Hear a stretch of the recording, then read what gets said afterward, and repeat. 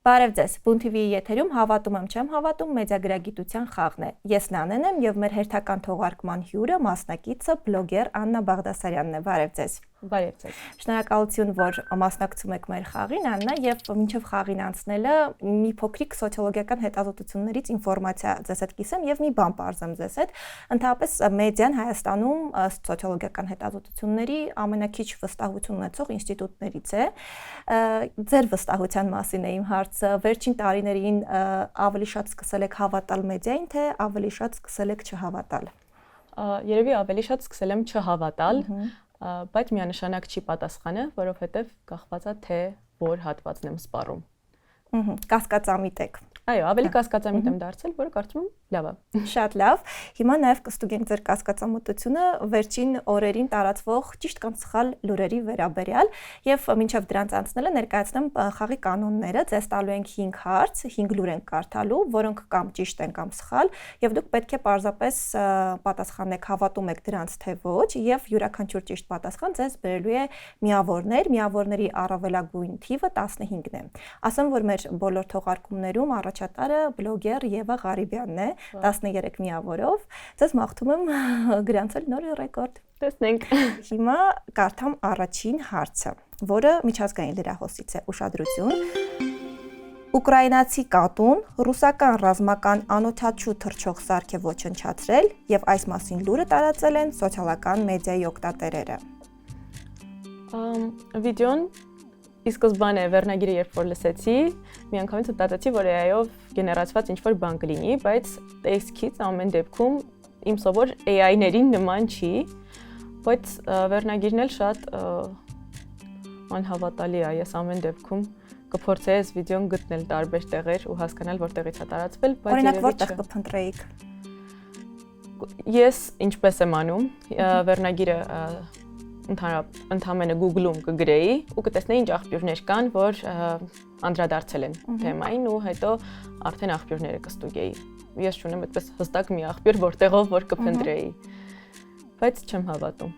Օրինակ Ռուսաստանի պաշտպանության նախարարության կայքում կամ դրան հարակից ռեսուրսներում կփնտրեիք, վերջ-վերջո տեսախցիկը ամրացված է ԱԹՍ-ի վրա եւ ենթադրվում է, որ տրամաբանականը որ այնտեղ կլիներ։ Այո։ Հա։ Այսինքն չեք հավատում։ Այո։ Շատ լավ, վաստակում եք 1 միավոր, այո, սա արհեստական բանականությամբ գեներացված տեսանյութ է եւ իհարկե նաեւ քարոզչական նպատակ ունի, որը տարածում են հիմնականում ուկրաինական եւ Ուկրաինայի զինված ուժերին մոտ կանգնած սոցիալական մեդիայի էջերը, որոնք նաև ժամանցային կոնտենտ են հիմնականում տարածում։ Այստեղ ես էլ ընկա ծուղակը, որովհետև ես միշտ սպասում եմ, որ AI-ով գեներացված բան ինչ-որ իդեալական պետքա լինեն, որակապես, բայց սա եւս հատուկ արված էր, որպեսզի մարդկանց շփոթեցնի։ Հենց վիդեոյի որակը այնպես էր, որ մարդ չի մտածի, որ սա AI-ով է, ինչպես եւ ես չմտածեցի։ Այո, այնտեղ նաեւ մի պահ կա, երբ PC-ի կադրը ստոպ կադր կա եւ նա շատ պարզ վիճակում է երևում, բացի այդ ԱԹՍ PC-ը մեկ թաթիկի հարվածով չէր կարող ոչնչացնել, այսինքն նաեւ մի փոքր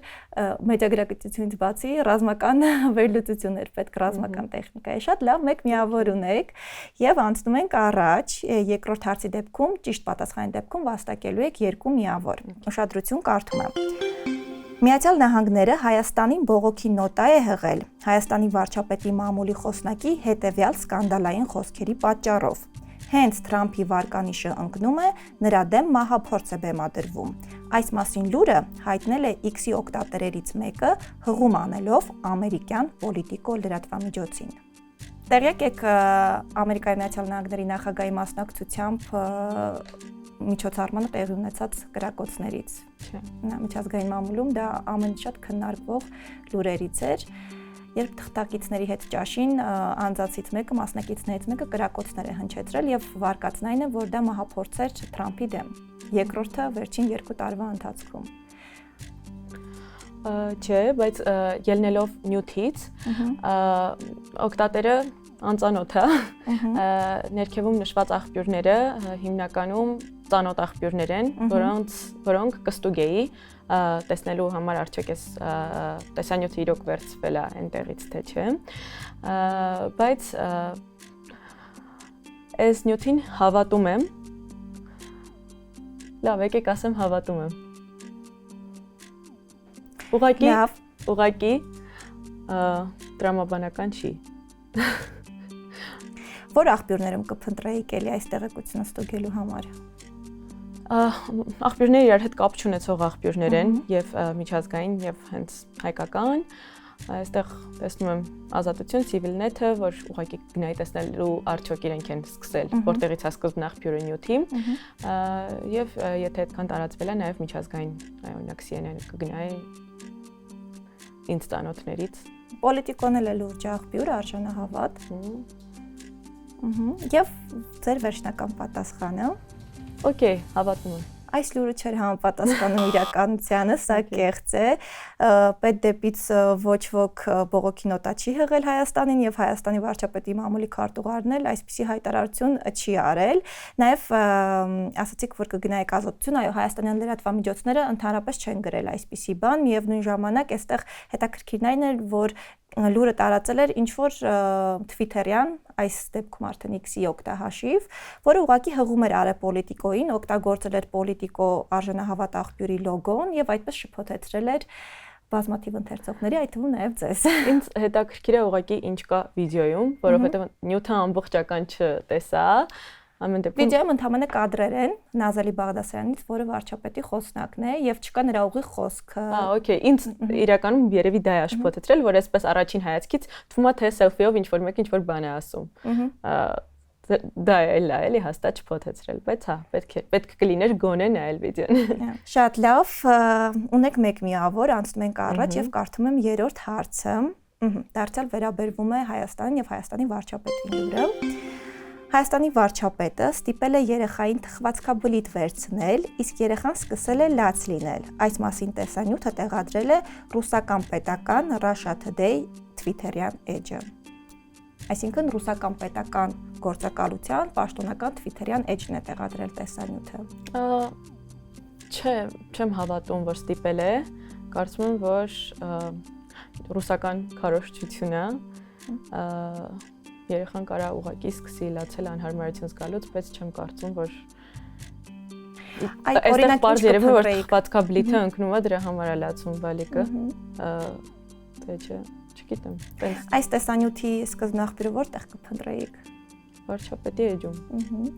Չնայած վարչապետը եթե համապատասխաներ ռուսական ինտերպրետացիային, միանշանակ վարչապետի էջում չէր լինի սա, որովհետև եթե դա այդպես է, ինչի պիտի վարչապետը տարածեր։ Իսկ եթե կա իր էջում, ուրեմն հավանաբար իրավիճակը այդպես չի եղել եւ կուզեի տեսանյութը տեսնել նաեւ սկզբից, որովհետև կիսատ է եւ երեխայի կողքը բավական շատ մեծահասակներ կան, հաստատ այդպես եսի։ Այսինքն դուք չեք հավատում ինտերպրետացիային։ Այո, տեսանյութը իրական է, բայց չեմ կարծում, որ ստիպելա դրա համար է լաց լինում երեխան, որովհետև ընկնում է թխվածքաբլիթը ու երեխայը գուցե դրանից է լացում։ Չեք հավատում լուրին։ Okay։ Այսա ճիշտ պատասխանն է։ Դուք վաստակում եք 3 միավոր, բայց նաև նշեմ, որ տեսանյութն էլ իրական չէ, այլ գեներացված է արհեստական բանականությամբ, կա օրիգինալ տեսանյութը վարչապետի Facebook-յան ուղիղ եթերում, երբ նա թխվածքաբլիթը տալիս է երեխային, որը իրեն է մոտեցել, վերջինս լաց չի լինում,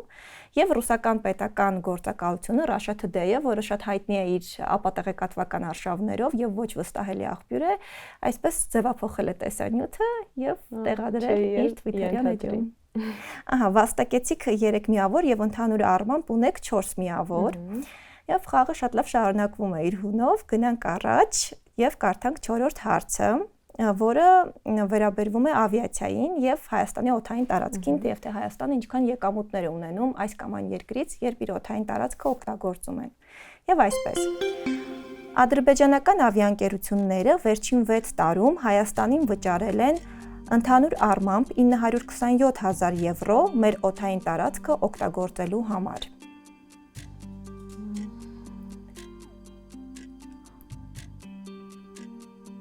Չեմ հավատում, որովհետև ոչ մի աղբյուր չի երևում։ Ես ես հուշեմ աղբյուրը փաստերստուգող լրագրողներն են համապատասխան հոդվածը հրապարակել։ Okay։ Ուղղակի, այսինքն ես տեսնում եմ այս նախադասությունը մենակ ու պետք է ենթադրեմ, հավատում եմ, թե չէ։ Այո։ Հատկապես որ հնչում են հայտարարություններ, որ Ադրբեջանը հենց այնպես ազատորեն օգտագործում է Հայաստանի երկինքը։ Որևէ ձև պետական շահերից չի բխում, ենթադրում եմ նման ինֆորմացիա տարածելը ու եթե այս ինֆորմացիան տարածվել է կամ որևէ մեկին վնասելու ակնկալիքով միտումով ա եղել կամ իսկապես նման բան եղել է, եկեք լավ, ասեմ, որ հավատում եմ, որովհետև շատ հնարավոր է, որ փաստեր ստուգող լրագրողները նման բան բացահայտած լինեն։ Եվ սա ճիշտ պատասխանն է, դուք վաստակում եք 4 միավոր, այո, այս տեղեկատվությունը քաղաքացիական ավիացիայից փաստեր ստուգողները ստացել էին ի պատասխան այն տեղեկատվության, որ Ադրբեջանը ազատորեն օգտագործում է Հայաստանի երկինքը եւ ոչինչ չի վճարում, բայց կան խաղի կանոններ միջազգային ավիացիայում եւ Ադրբեջանը, ինչպես մյուս բոլոր պետությունները, մեր օդային տարածքը օգտագործելով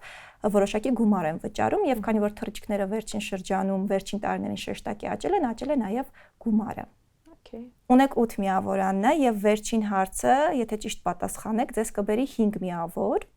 եւ կհավասարվեք Եվայի ռեկորդին։ Եվ Եվան չի լինի միանձնյա առաջատարը, տեսնենք։ Հարցերը ավելի բարդանում են եւ վերաբերում են ձեռներեցությանը։ Դուք գիտեմ, որ նաեւ զբաղվում եք ձեռներեցությամբ, հետաքրքիր է արդյոք տիրապետում եք այդ ոլորտի թվերին, վիճակագրությանը, թե դա այնքան էլ անհրաժեշտ ինֆորմացիա չէ։ Չեմ առանձին օրինակ երբևէ չեմ բացի ինչ-որ թվեր ուսումնասիրեմ, բայց եթե հանկարծ ինչ-որ մի բան pop-up լինի իմ էջում, ինչ-որ մի բան բերի, հաստատ կնայեմ։ Բայց երբեք այդպես չեմ դնում հատուկ ուսումնասիրում։ Շատ լավ։ Հիմա տեսնենք ինչ գիտեք այս ոլորտի վիճակագրությունից։ 2025 թվականին Հայաստանում 22000 կազմակերպություն է փակվել։ Այս մասին վերլուծական հոդված է հրապարակվել Հայաստանյան մամուլում։ 22000 կազմակերպություն 1 տարում փակվել է։ Կարծում եմ, որ անհնար է 22000 շատ մեծ թիվ է։ Հայաստանի բնակչության վերջին տվյալներով չգիտեմ ինչքան է, բայց չեմ կարծում, որ տոկոսայինով այդքան կազմակերպություն մի տարում։ Անհատ ձեռներեցներն են կազմակերպություն մտնում, հարկատուները բոլոր, որոնք զբաղվում են այն մասով կարա տրամաբանական լինի, որ շատ հարկեր ավելի խստացվել են, հարկատուների համար ավելի մի փոքր վատ պայմաններ, առնվազն սուբյեկտիվ կարծիքով ստեղծվել են, միգուցե դրանով պայմանավորված կազմակերպություններն ավելի շատ են փակվել, քան նախորդող տարիներին, բայց 22000-ը ինձ մի քիչ հավանական չի թվում։ Իսկ տեղ եկեք որքան է բացվել։ Չէ։ Որքան է բացվել կարամ իմանա։ Դա կասեմ պատասխանից հետո։ Իրոք մի քիչ մտածեմ։ Չէ, չեմ հավատում։ Եվ սա ձեր վերջական պատասխանն է։ Ցավոք կորցրեցիք 5 միավոր։ Լուրջ 22000 կազմակերպություն մի տարում։ Այո, բայց բացվել է 32000 կազմակերպություն։ Իսկ ընդհանուր առմամբ 150,000 կազմակերպություն կա գործող եւ սա շատ նորմալ վիճակագրություն է, ինքը վերնագիրը կարող է մանիպուլատիվ լինել, այս կամ այն նպատակահարմարությունից ելնելով եւ մարդիկ մտածում, որ մասսայաբար կազմակերպություններ են Հայաստանում փակվում, տասնյակ հազարավոր, բայց դրանից ավել 10000-ով ավել ըստ էության միայն 25-ին բացվել է եւ սա շատ նորմալ դինամիկա է ամբողջ հայկական տնտեսության համար, մյուս բոլոր թվականների համար էլ։ Այո, շատ մեծ է թվում այս թիվը, բայց փաստորեն նաեւ կարծում եմ շատ կազմակերպություններ գուցե փակվել են, օրինակ ԱՁ-ն փակվել է, ՍՊ-ը դարձել այդպես վերափոխվել է, ու կարա չէ, դա էլ ուղղակի դադարեցրել են գործունեությունը, այո, դադարեցրել են գործունեությունը, բայց այստեղ հետաքրքիրն այն է, որ տնտեսական եւ վիճակագրության հետ կապված մանիպուլյացիաները ամենադժվար ստուգելին են եւ քանի որ մարդիկ սովորաբար չեն ստուգի այդպիսի լուր, օրինակ ԱՎԾ-ի կայքում կամ վիճակագրություն ներկայացնող այլ գերատեսչությունների կայքերում, սա կարող էր այսպես շփոթության մեջ գցել ընթերցողին։ Եվ չվաստակեցիք վերջին 5 միավորը, ունեք այս պահին 8 միավոր, էլի շատ լավ արդյունք է Աննա ջան, շնորհավորում եմ ձեզ հետաքրքիր խաղի համար եւ հետաքրքիր բարձրաձայն մտքերի համար եւ մի փոքրիկ նվեր ունենք քեզ Անտաշյանի ձոն ստեղծագործությունը, քեզ մաղթում եմ բարի ընթերցում։ Շնորհակալ եմ շատ։ Քեզ նույնպես, դե ինչ Բուն TV-ի եթերում հավատում եմ, չեմ հավատում, մեդիագրագիտության խաղն էր։ Ես Նանեն եմ եւ մեր տաղավարում հյուրընկալել էինք բլոգեր Աննա Բաղդասարյանին։ Կհանդիպենք։